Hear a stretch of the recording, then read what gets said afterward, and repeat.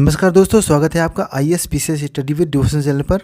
Mains की series में आज हम आपके लिए लेके आए हैं GS3 का एक टॉपिक इंसर्जेंसी, जो कि हमारे इंडिया के इंटरनल सिक्योरिटी चैलेंजेस का बहुत ही मेन फैक्टर है। इससे पहले हम इस टॉपिक को एक्सप्लेन करें, हम आपके लिए लेके आए हैं एथिक्स का एक एग्जाम्पल, गवर्नेंस। जैसा कि हम देखते हैं हमारी government minimum government maximum governance को प्रमोट करती है। गवर्नेंस है क्या? It is the exercise of economic, political and administrative authority to manage a country's affair at all level। हमारे कंट्री के हर एक लेवल पर इकोनॉमिक मैटर में, पॉलिटिकल मैटर में, एडमिनिस्ट्रेटिव मैटर में जो भी सरकार के द्वारा एक्सरसाइज होती है उसको गवर्नेंस कहा जाता है। अगर हम गुड गवर्नेंस के पिलर्स को देखें, इसमें है accountability, transparency, responsiveness, equitable and inclusive, effective and efficient, rule of law को फॉलो करना, participating governance so that society का हर एक पर्सन गवर्नेंस में सपोर्ट कर पाए, and consensus oriented so that government की प्लानिंग में, उसके एग्जीक्यूशन में सबकी सहमति हो। सबका साथ, सबका विकास, सबका विश्वास। अगर हम गवर्नेंस को एथिकल टर्म में देखें तो एथिकल गवर्नेंस ड्रिवन होती है कुछ वैल्यूज़ के द्वारा।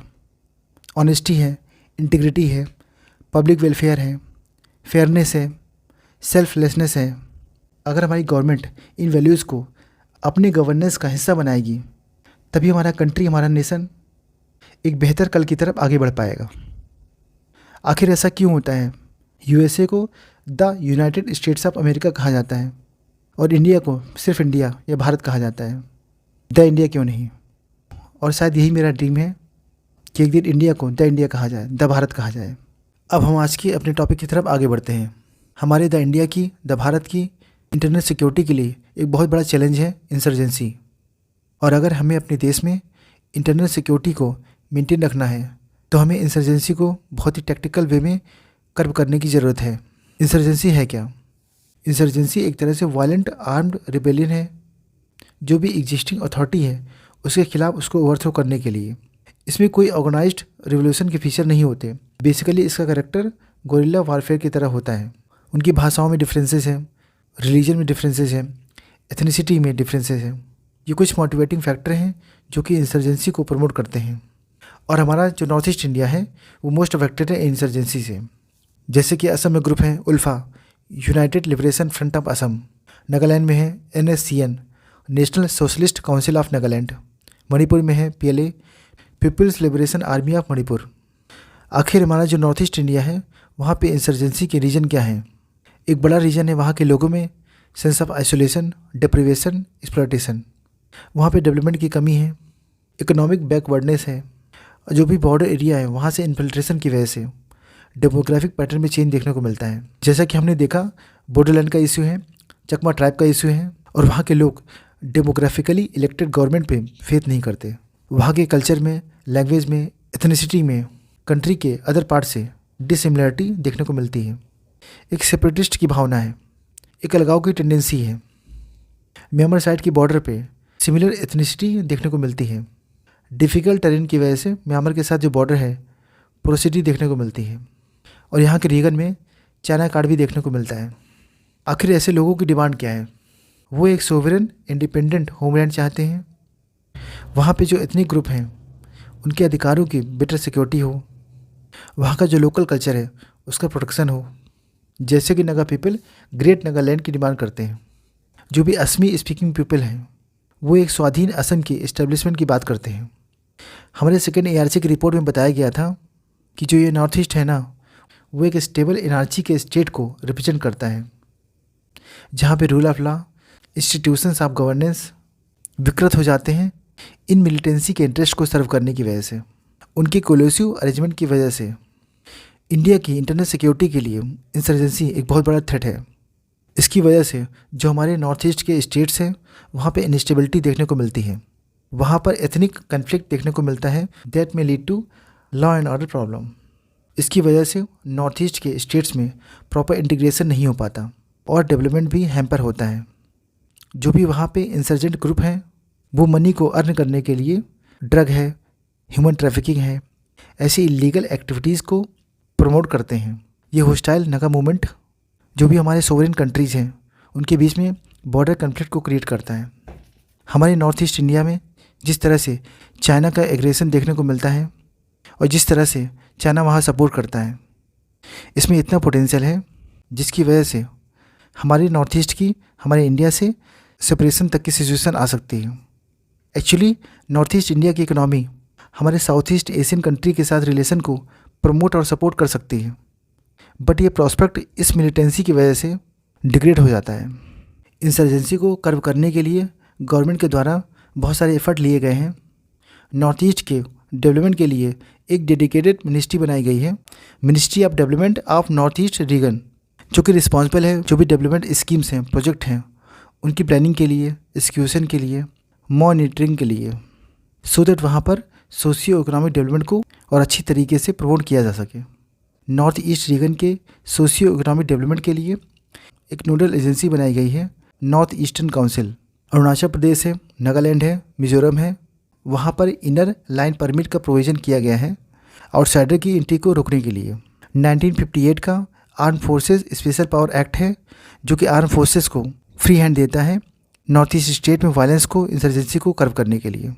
हमारे संविधान में नॉर्थ ईस्ट इंडिया के लिए कुछ कॉन्स्टिट्यूशनल प्रोविज़न बनाए गए हैं। आर्टिकल 244(1) में वहाँ के शेड्यूल एरिया, शेड्यूल ट्राइब्स के एडमिनिस्ट्रेशन और कंट्रोल के लिए 5th शेड्यूल का प्रोविज़न रखा गया है। आर्टिकल 244(2) असम है, मेघालय है, त्रिपुरा है, मिजोरम है, वहाँ के शेड्यूल एरिया में एडमिनिस्ट्रेशन और कंट्रोल के लिए 6th शेड्यूल का प्रोविज़न रखा गया है, सो दैट वहाँ पर ऑटोनॉमस डिस्ट्रिक्ट काउंसिल को क्रिएट किया जा सके। आर्टिकल 371(a) है जो कि नागालैंड को स्पेशल स्टेटस का दर्जा देता है। हमारी गवर्नमेंट के द्वारा नॉर्थ ईस्ट रीजन में कई सारे डेवलपमेंट और कनेक्टिविटी प्रोजेक्ट लाए गए हैं, लाइक पाक्योंग एयरपोर्ट सिक्किम में, रूपसी एयरपोर्ट असम में, Kameng and Pare hydro electric project Arunachal Pradesh में, Sadiya Dhubri bridge, Mekong Ganga connectivity project, roadway है, रेलवे है, वाटरवे है, उनके डेवलपमेंट को प्रमोट किया गया है। Government of India north east India में इंसर्जेंसी को कर्व करने के लिए 2 तरीके से काम करती है। एक तरफ इंसर्जेंट ग्रुप के साथ हैवी हैंड रखती है और दूसरी तरफ वहाँ पर डेवलपमेंट को प्रमोट करती है, people to people connectivity project को प्रमोट करती है, so that north east India हमारे नेशन की इकोनॉमी डेवलपमेंट के साथ इंटीग्रेट हो पाए। कुछ स्टेप्स हैं जो किसी भी स्टेट में इंसर्जेंसी को रिमूव करने के लिए अपनाए जा सकते हैं। इंसर्जेंसी को कर्व करने के लिए एक multi dimensional fine tuned strategy की ज़रूरत है। वहाँ पर पीपल टू पीपल कॉन्टैक्ट को प्रमोट करना चाहिए, उसके लिए साइकोलॉजिकल ऑपरेशंस, कॉन्फिडेंस बिल्डिंग को प्रमोट करना चाहिए। वहाँ पर कम्युनिकेशन, कनेक्टिविटी, इंफ्रास्ट्रक्चर इम्प्रूवमेंट को इन्हांस करना चाहिए, सो दैट वो रीजन हमारे मेन लैंड के रीजन के साथ बेटर तरीके से इंटीग्रेट हो पाए और वहाँ की सोशियो इकोनॉमिक डेवलपमेंट का हिस्सा बन पाए। जब भी कभी इंसर्जेंट के अटैक केसेस होते हैं, उनके जल्दी से डिस्पोजल के लिए एक प्रॉपर स्ट्रिंजेंट लॉ और फास्ट क्रिमिनल जस्टिस सिस्टम होना चाहिए। जो सेंट्रल की फोर्सेस है, स्टेट की फोर्सेस है, एक बेटर टैक्टिकल रिस्पांस के लिए दोनों के बीच में और अच्छा कोऑर्डिनेशन होना चाहिए। वहाँ के कल्चर का कंट्री के रेस्ट पार्ट से और बेहतर कल्चरल इंटरेक्शन होना चाहिए और वहाँ का सोशियो इकोनॉमिक डेवलपमेंट ऐसा हो जो कि होलिस्टिक इंक्लूसिव डेवलपमेंट को प्रमोट करे।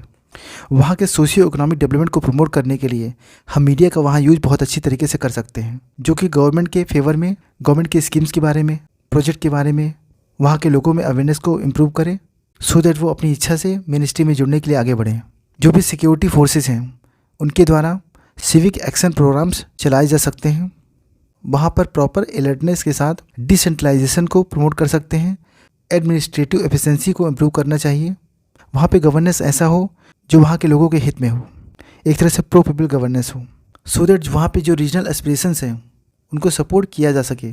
अगर हम इसके कंक्लूजन को देखें, जो भी सीज फायर एग्रीमेंट होते हैं वो रिस्पेक्टिव स्टेट्स में मिलिटेंसी रिलेटेड फैसिलिटीज़ को कम करते हैं, पर साथ में गवर्नमेंट ऑफ इंडिया की तरफ से एक परमानेंट एग्रीमेंट की सिचुएशन को मैप करने की ज़रूरत है, सो दैट वहाँ पे इन्वेस्टमेंट के लिए एक कंडक्टिव इन्वायरमेंट बन सके और वहाँ के सोशियो इकोनॉमिक बैकवर्डनेस को दूर करके वहाँ के डेवलपमेंट को हमारी कंट्री के अदर पार्ट के डेवलपमेंट के साथ जोड़ा जा सके।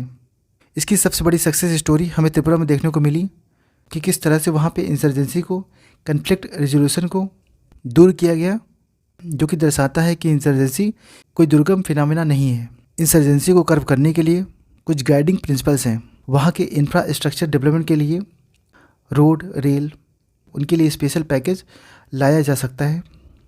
वहाँ पर फोर्स की यूज़ को प्रोपोर्शनेट करने की ज़रूरत है। वहाँ के कन्फ्लिक्ट को डायलॉग, नेगोशिएशन के माध्यम से दूर किया जा सकता है। इंडिया की जो एक्ट ईस्ट पॉलिसी है उसको लिंक कर सकते हैं। डिसेंट्रलाइजेशन है, वहाँ के ट्राइबल पीपल्स हैं, उनके राइट्स का प्रोटेक्शन है। और नॉर्थ ईस्ट रीजन में इन्वेस्टमेंट को अट्रैक्ट करने के लिए बिजनेस समिट को प्रमोट किया जा सकता है। इस तरह से हम अपने नॉर्थ ईस्ट इंडिया को इंडिया के साथ जोड़ सकते हैं और वहाँ की इंसर्जेंसी को कर्व करके सोशियो इकोनॉमिक डेवलपमेंट को प्रमोट करके एक एथिकल गुड गवर्नेंस को स्थापित कर सकते हैं। इस वीडियो के PDF आप नीचे दिए हुए टेलीग्राम के लिंक पे प्राप्त कर सकते हैं। अगर हमारा ये इनिशिएटिव आपको अच्छा लगे तो लाइक करें, सब्सक्राइब करें और ज़्यादा से ज़्यादा लोगों को ये इन्फॉर्मेशन शेयर करें सो दैट मैक्सिमम लोगों को इसका बेनिफिट मिल सके। जय हिंद, जय भारत। तो मिलते हैं नेक्स्ट वीडियो में अपने नोट्स के साथ में। Thank you.